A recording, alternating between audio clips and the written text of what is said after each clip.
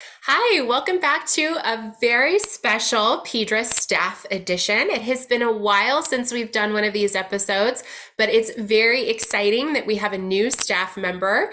I'd like to introduce everybody to Dr. Amy Stein. She has joined PeDRA as our biostatistician. Welcome, Amy. Thank you. Happy to be here. Excellent. Well, why don't you just tell everybody a little bit about yourself and how you got into this line of work?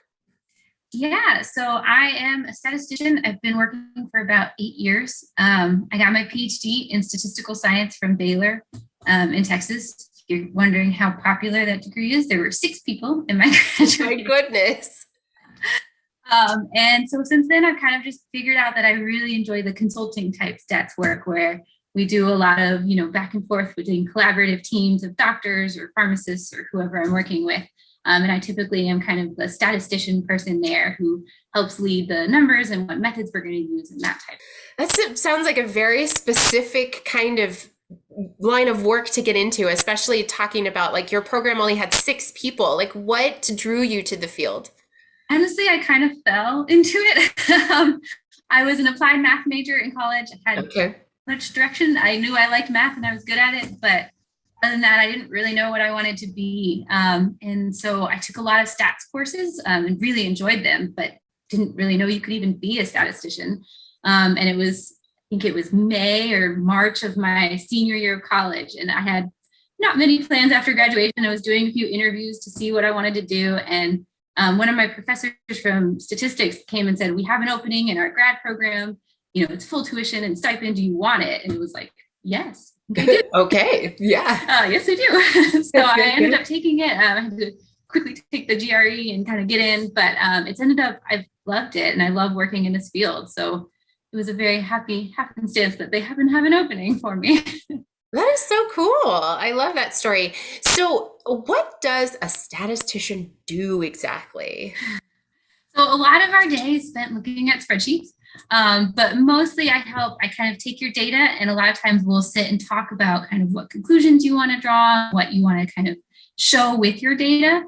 And then I usually run the methods to kind of help you get there. And so we'll talk about tables and figures to show what the data is saying and help you with interpretation. And that's always once you actually have data. And we can also help kind of even before you start your study with study design and making sure you have Oh. numbers in your study to get significant results and that type of thing. So kind of all the way from the start all the way through to the end of making figures and writing it up for public. Oh, I love that you can be a part of the study design from the outset so that you can really kind of help investigators understand how they may want to shape their statistics before they even get started. I'm sure that makes your job a lot easier in the at the Yes. end. Well, yeah, and the worst thing is when someone comes with a data set and they say, "I really want to look at this," and then of course we're like, "Well, did you gather data on that? Have you Right. been looking at that?" And they go, "Oh, we didn't think of it at the start." And sometimes there's ways to go back and get things, and sometimes Mm. out of luck. So talking to someone before you even start to make sure you kind of hash through those questions can really help. Yeah, I can imagine. So, like considering all the projects you've worked on in the past, has there been a particular project that has been your favorite, and if so, why? So I think I may have two. So my first one, I got to work on a study of ferrets from the zoo. Whoa!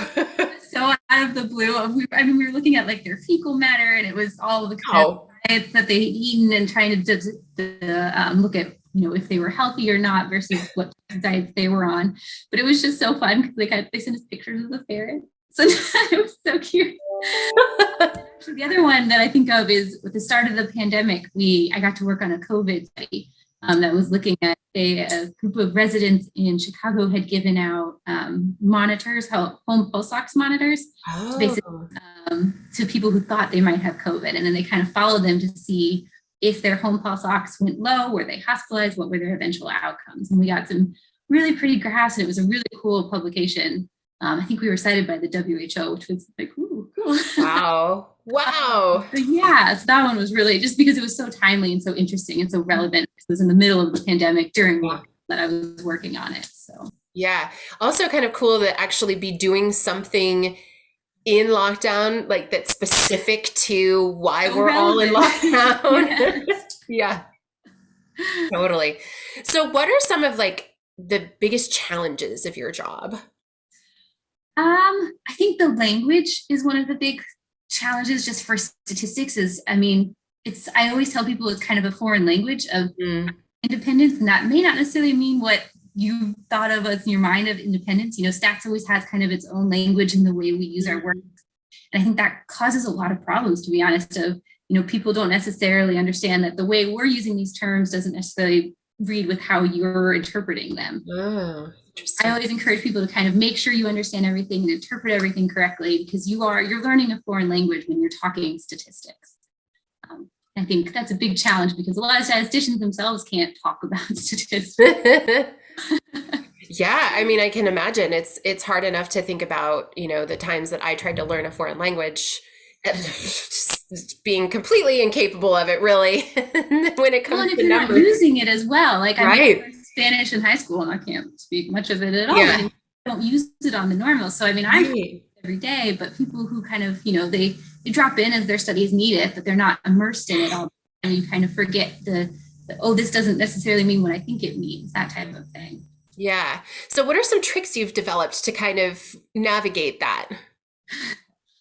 So I try to be very available to all of my researchers just to make sure to help explain things and to make sure that I can speak statistics and to try to get everyone with that same understanding. I think a lot of times you work with a statistician and they'll send you some tables and they're like, bye, good luck. So I think really working through and making sure, like I had one of my favorite meetings that I usually end up having is I'll run the analysis and then have another meeting with investigators to kind of go through everything we've done and then make sure that you understand the methods that have been done and the analysis and the interpretations and conclusions we can and can't draw based on this data and what we've done. So your philosophy is just really hands-on, and you just, it sounds like you like to be involved as much as a researcher may need you, and you're just kind of there at the ready and you're like, yes, use me, I'm here. Yes, exactly. I love that. I think you're gonna fit in really well with our network, I think. Oh, fun. Yeah, I'm Yeah. excited to learn more about peds and dermatology and all that. Yeah. Yeah. So I guess that's a good place to transition. Like, what drew you into PeDRA? Yeah, so I actually just kind of have extra time to kind of work on this stuff. And I recently transitioned out of my job that was doing a lot of this type of consulting. And Okay. I didn't want to lose it. So Yeah. Yeah. listing to have kind of a new part-time biostatistician. And I thought that this would be a really good opportunity to kind of get this type of project work going forward, especially in a new field of dermatology. I worked in lots of different disciplines and they're always fun to learn about all these different things and learn about, you know, the norms of what they do. So That's so cool. I had a similar experience. I sort of kind of lucked into this role knowing nothing about pediatric dermatology, let alone research. And now I've had like this crash course in, you know, just barely scratching the surface, just the tip of the iceberg. And over the last 5 years, it's been a real ride that I'm still continuing to learn and enjoy. So it's exciting to yeah, have somebody else who's had a seriously. similar, you know, experience come on the team. Yeah. Yeah. So, let's talk about your favorite part of your job. Favorite part. So I think the thing we always say is statistics is fun because you get to play in everyone else's backyard. Mm. So, you know, I'm not a doctor, I'm not a vet, I'm not a pharmacist, but I get to work on these really cool data sets that, you know, people have worked years to get to the point where they can research this type of stuff. And so I kind of get to hop in, learn a bunch of stuff about the disease, give you results, and then hop back out. Yeah. I really enjoy it just because I've been able to learn so much about Hmm. things. I've worked on Alzheimer's studies and COVID. And I mean, I've just been kind of everywhere and have just little pockets of knowledge about all these different things. So it's so much fun to learn about healthcare and different diseases and figure out more about them. Well, you've come to the right place. You're going to learn about a lot of different diseases in the field. With PeDRA. Yes, yeah, absolutely. Every time I turn around, somebody mentions a disease I haven't heard of, and I learn more about it. It really is incredible. It just happened to me this last week. I learned all about hyperhidrosis. I won't go into it here, but you can Google it or you can watch our community spotlight videos and learn all about it. A shameless plug, viewers, my apologies. So, Yeah, it happens constantly. So, if you're willing, would you like to share something personal about yourself, either a hidden talent you have, or perhaps a favorite book, anything about yourself you'd like to share? Boy, yeah. So I mean, I'm a math nerd through and through, but my biggest hobby, honestly, is I read a ton. I probably read like 100 books a year. Oh my goodness, and you have Yeah. children. I am impressed. I'm impressed. Yeah, I'm putting them to bed and I'm reading books, and yeah, my book club likes to read the thrillers, and I'll read some of the fiction type books. So I read everything all the time. So that is my main hobby of interest. So if you have any book recommendations, feel free.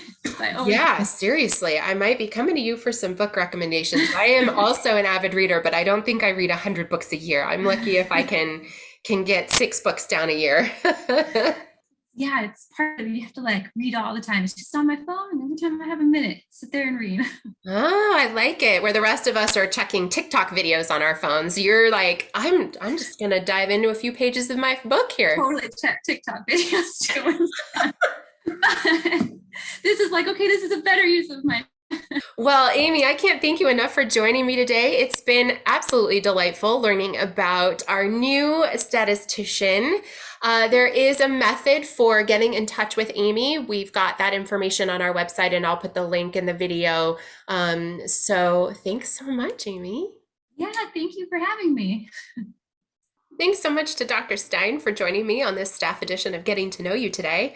You can find more information about Dr. Stein and about the application process for applying for biostatistician support online at www.pedraresearch.org.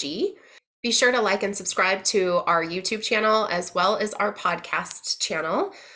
You can find us on Google Play, iTunes, and Spotify. Be sure to leave us a comment. Let us know how we're doing, or if you'd like us to produce some specific types of content. We'd love to hear from you. You can also reach out to us via email at info@pedraresearch.org. See you next time.